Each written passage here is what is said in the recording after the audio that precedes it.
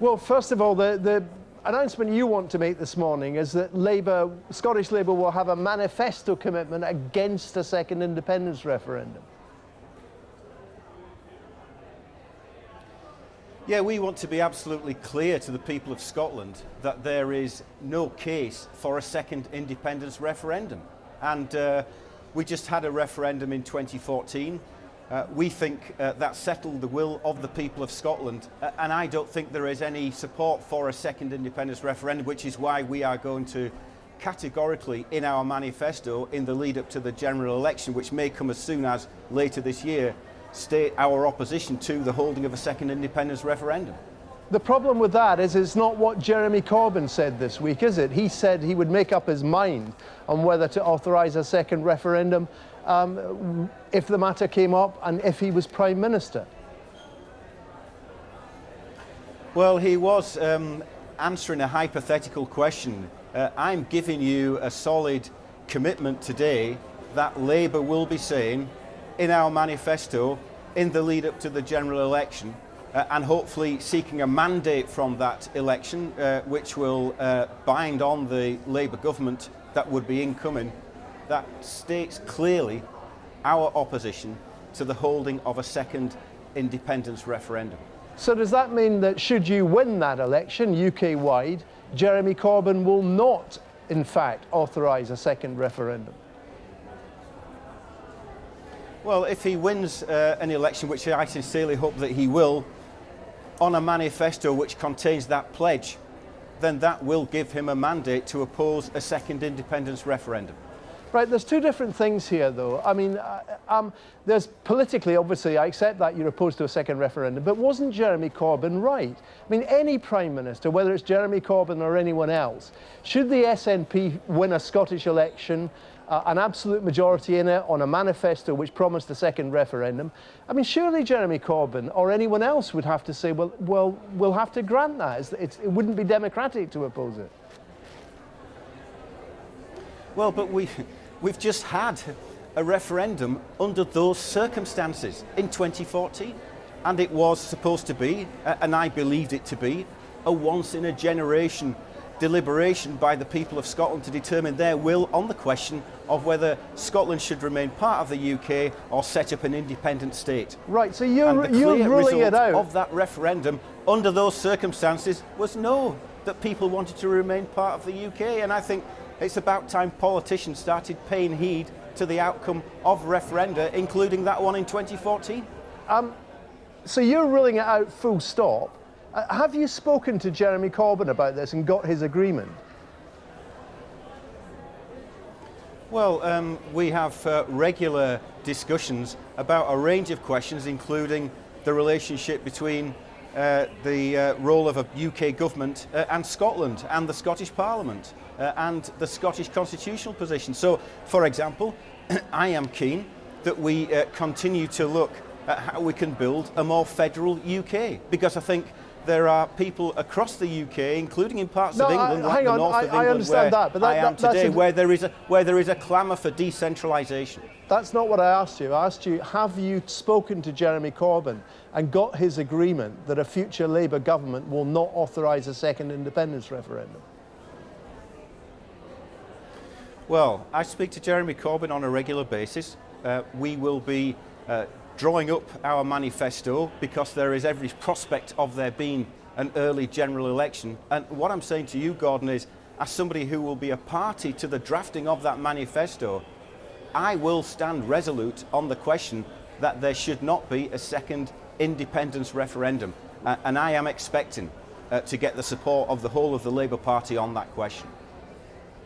But you might support a second referendum on Brexit. I mean, Jeremy Corbyn was saying this morning that should conference vote, I think it's on Tuesday or Wednesday, in favour of another referendum on Brexit, then he, Jeremy Corbyn, and the Labour Party will support that. Well, I think my expectation is that when the party considers this on Wednesday, that it will be asked to decide whether it wants to rule out a second referendum on the Brexit question or not. Now, I am somebody who remains to be persuaded, frankly, that there should be a second referendum on Brexit. But I think as a party, what we are saying and what we've said throughout is that we don't want necessarily to rule anything out completely. Right, and I but think if there is that a vote will be at the conference, mood of the party this week. Okay, if there is a vote at conference to have a second referendum, and if Jeremy Corbyn swings behind that and he said he will argue for it, will Scottish Labour join them in arguing for that? Well, look, we're a democratic party, and the conference this week is deciding the direction that the Labour Party will take. So I guess if there was support, which actually I don't envisage for us to be set on the single track of going down towards a second referendum on Brexit, we would have to take that into account. I don't actually expect that that's where we'll end up. Right. I think we'll end up in a position where we're saying we don't rule out a second referendum on Brexit. Let me ask you about a couple of particular issues that have come up this weekend. The Jim Dempster case, Humza Yousaf, who was allegedly abused by Mr. Dempster racially, is saying that Jeremy Corbyn has been duplicitous, that it's ridiculous. It's been 6 months. Why has it been 6 months and this case has not been resolved? Well, you'll understand, Gordon, why I don't want to comment on the ins and outs of an ongoing investigation which is taking place. And Mr. Dempster, excuse me, has been referred to the National Constitutional Committee. Well, all right, look, I'll ask you a question while you've lost your voice there. I'm not asking you to comment on the merits of the case, although that doesn't seem to be in dispute because Mr. Dempster has admitted saying what he said. What I'm saying is, what shocks people outside the Labour Party is that this man has admitted he said what he said, and 6 months later nothing's happened. Sure. Well, he remains suspended from the Labour Party, and we've got a process which I accept is taking longer than it ought to do. I mean, my background is in the trade union movement, representing people at work, people who have got grievances, people who are facing disciplinary action and investigations. And so from that experience, I can tell you that I agree that it's taken us too long. But we're attempting to address that. We're attempting to improve the processes whilst remaining a party committed to having a thorough investigatory process which gets to the bottom of any allegations which are made and which treats people fairly. Look, I understand how Humza Yousaf is getting impatient. I think the language he used was extremely unfortunate, and I think, well, I really won't say any more than that, but I understand why people are impatient. Do you know, I'm impatient, Gordon, to get these things resolved much more quickly. P1 testing, some councils, including East Lothian, which is a minority Labour council, are considering and taking advice on whether they can opt out of the whole P1 testing system. If Labour councils do opt out of it, will you back them?